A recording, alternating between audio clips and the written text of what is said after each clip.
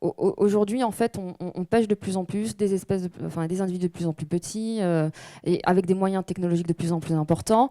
Et la pêche fait vivre de moins en moins de personnes.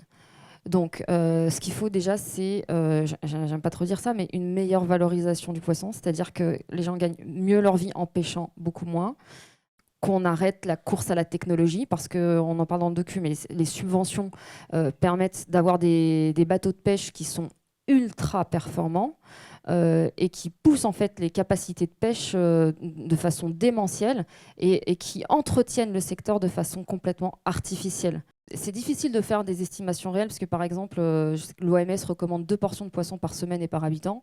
Bon, dit comme ça, on peut se dire, bah, ça va, c'est pas délirant.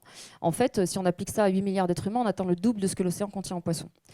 Et donc, c'est pour ça que ce que j'abordais brièvement dans le docu, je pense que c'est pas forcément pertinent de dire aux gens il faut faire ci ou il faut pas faire ça, sinon vous. Par contre, clairement, quand on demande bah, qu'est-ce qu'on peut faire nous pour l'océan, eh ben, ce que je réponds, c'est que c'est simple. En fait, si le poisson qui est dans votre assiette n'est pas vital pour vous, le meilleur service que vous puissiez rendre à l'océan, c'est de laisser ce poisson dans l'océan.